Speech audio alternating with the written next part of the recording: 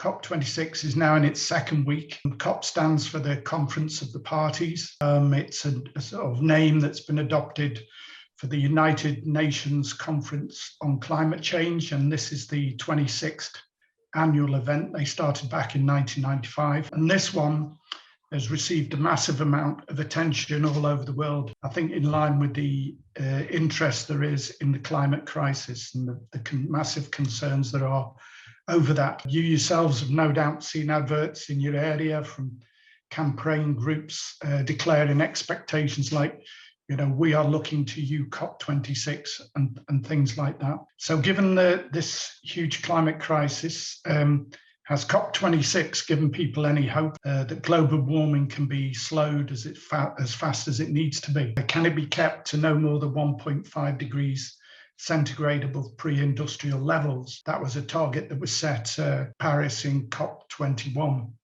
We're currently at 1.2 degrees above, so that's only 0.3 degrees away. Well, it certainly didn't impress Greta Thunberg, the teenage climate change campaigner. She returned home yesterday by train to Sweden after declaring COP26 a failure and saying that the UN talks were just a global north greenwash festival, a 2-week-long celebration of business as usual. But before we get onto the detailed climate issues that have been raised, I'd just like to say a few words about the conference organisation and how it impacted life here in Glasgow, how it's been seen by us here. There's been a massive police presence all over the city. I've regularly seen vans from English county police forces like Essex and other counties. There's always been a big police cordon in front of JP Morgan in the centre of town in Waterloo Street. Obviously, given that they're a sort of an icon of what representative of international finance, Extinction Rebellion have demonstrated outside there every day, I believe. So we had most world leaders turning up, and they came for a couple of days as a starter last week. So on the motorways into Glasgow, you regularly saw motorcades guided by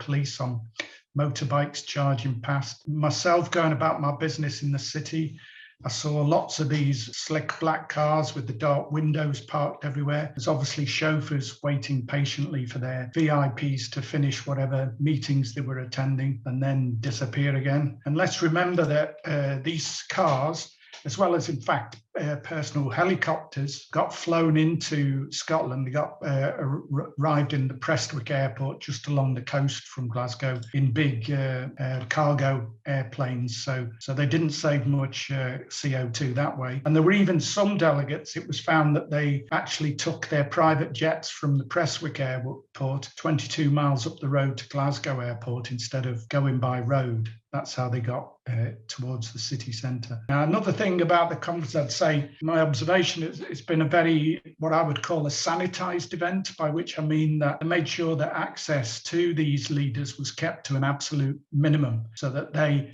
could make their statements but weren't affected by anybody around them. The streets have been blocked. One of them was blocked a full week before the conference and won't open till a full week after it. When the leaders had a champagne reception in the Kelvin Grove Art Museum, a huge barrier was erected around that museum and local streets were shut off. Nearby residents found that they were not even allowed to reach their houses for several hours, and some people were redirected through a local park, and it was late at night and that park had no lighting. At these conferences, there are often what are called civil society groups play a key role. They come along as observers and advocates and join in the different sessions. And in this particular conference, they've been allowed very limited access, not been allowed into the canteens where the delegates are. Obviously, the question of COVID has been used, but I think it's been deliberately overused, if you like, to keep the pressure away from these leaders of these groups who are, as I say, observers and advocates. There's an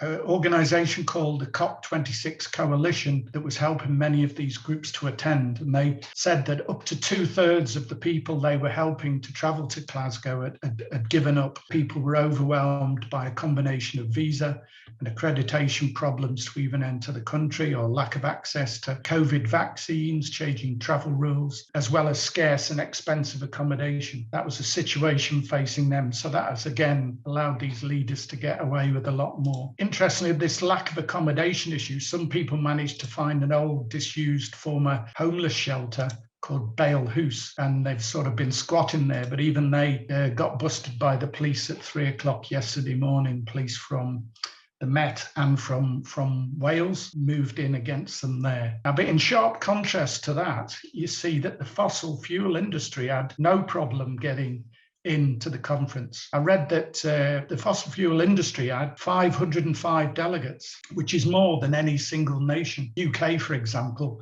had 230 delegates. So the fossil fuel industry was well represented there. So there were two big demonstrations. Ray referred to the demonstrations. Last Friday, it was a youth climate march that was very good and had lots of young people on, like my daughter, who's a school pupil, attended with lots of her mates. And then on Saturday, we had the Global Day of Action, where there were 100,000 marching. So that's the biggest demo that we've had in Glasgow since the anti-war demo of 2003. So there's been a good response there from the young people and activists on these marches. What's been the outcome of Cop-26? Well, after a couple of days last week of meeting each other and eating fancy food and making a few announcements, political leaders were quickly back home. And in the case of Boris Johnson, he was immediately in action trying to save the skin of Tory MP Owen Paterson, who was facing suspension from the House of Commons because of the sort of lobbying scandal. No wonder that Greta Thunberg refers to the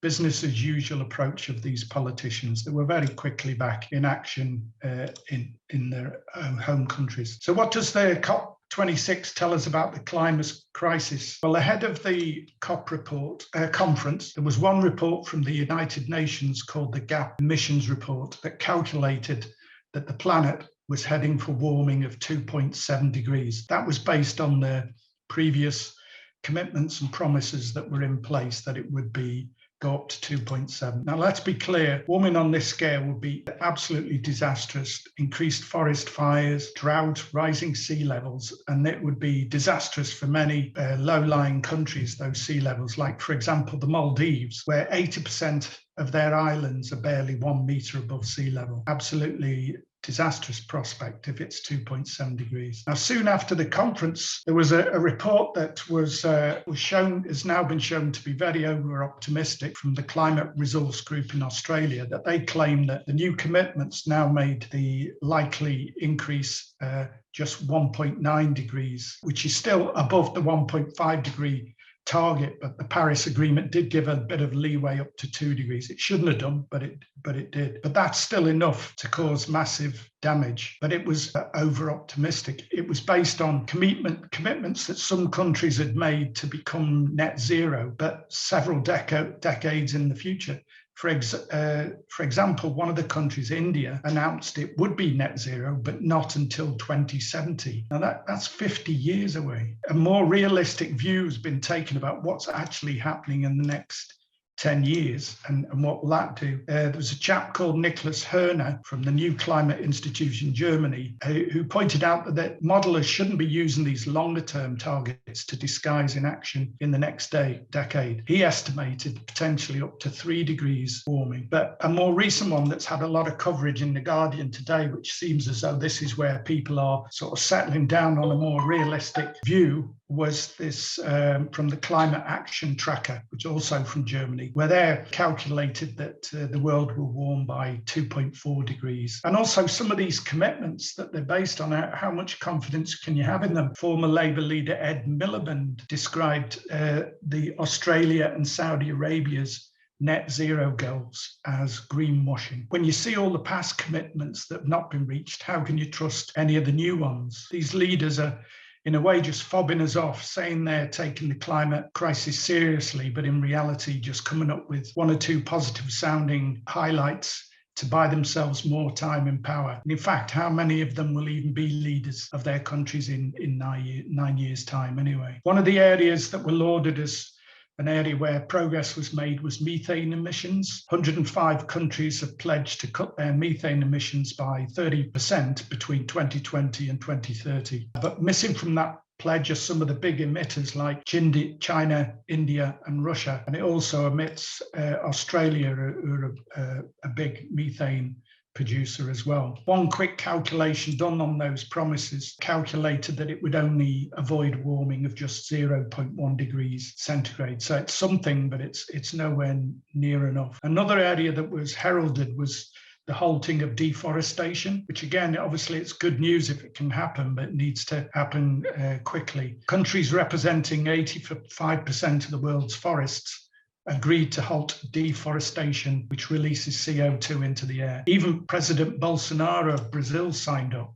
He came to power in 2019 promising to develop the Amazon, but in his first year in office, deforestation jumped 29%. It was the highest rate of change for about 10 years in Brazil. So it'll be interesting to see how he would plan to implement his commitments, given his tendency to turn a blind eye to logging that takes place in the Amazon. But also, again, coming back to the promises, this commitment to halt deforestation was made, is the same one as was set 7 years ago. And at that time, they'd said they'd halve it by 2020, but that's a target that was never met. And as I say, this is a consistent theme of targets being trumpeted when the focus is on them, but these countries never being held to account when they don't follow through. Like the promise from the richer countries to be paying 100 billion a year in climate finance to the lower income nations by 2020 to fund their climate change projects. You know, in recognition of the fact that the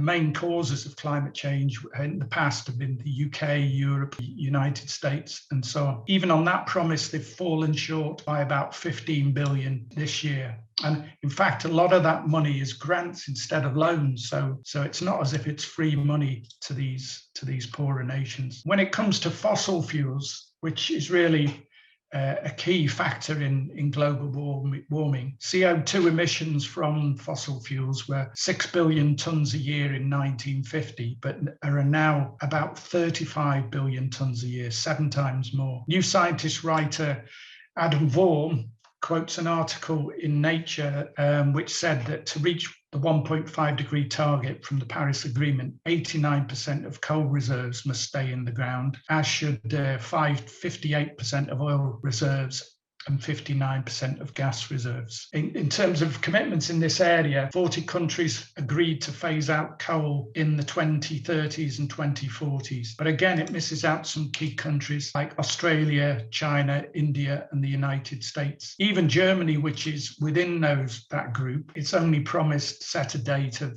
2038, another 17 years from now. And as George Monbiot points out in an article in The Guardian, a lot of these countries who've signed up to these commitments on fossil fuels are still agreeing licenses for new operations. And that includes the United States, the United Kingdom, and Germany. So why do we get all these false promises from these leaders? I think it's because they're tied hand and foot to capitalism, and in particular to the big energy companies and financial institutions that finance them. When I was younger and got involved in politics, we had to fight about unemployment, low wages, the threat of nuclear war, women's rights, the fight against fascism, etc. And it became clear to me, as to many other young people, that the capitalists had no interest in solving any of those problems, and a socialist approach was needed. I think young people today have got all of those problems, but they've got this extra fight to deal with the climate crisis. And in their struggle, I believe they will increasingly see that the capitalists have no intention of solving that problem either. Some people think that the rulers will eventually see sense because, after all, they're parents and grandparents, and they've got children and grandchildren who will be affected in the future. But that's not how capitalist firms work based on that sort of logic. Their operations are driven purely by the need to make profit. And if that means putting CO2 in the air, then so be it. And individual bosses, I believe, are arrogant enough to think that their offspring will be rich enough to avoid the worst effects of the climate crisis anyway. If you think about it, they can avoid the big problems of society today. So that I'm sure that's part of their arrogant thinking. Another problem with climate crisis is it requires global action and a global plan. And despite the pretense of a global approach at Cop-26, national governments are first and foremost thinking just about themselves. Michael Roberts, the Marxist economist who writes for Left Horizons regularly, estimates that $40 trillion a year needs to be spent globally to reach climate targets. But when you break that down, he points out that that's only 2.5% of world GDP. So it is a manageable thing if society is organized properly. And increasingly, the organizations of the labor movement are taking up the idea of a Green New Deal. And to achieve the changes in this type of Green New Deal, we require public ownership with workers' control of the energy industry, the banks, transportation, amongst others. And in each country, we need to promote the idea of a socialist Green New Deal and link up with workers and youth in other countries to achieve this. So I'll leave it there.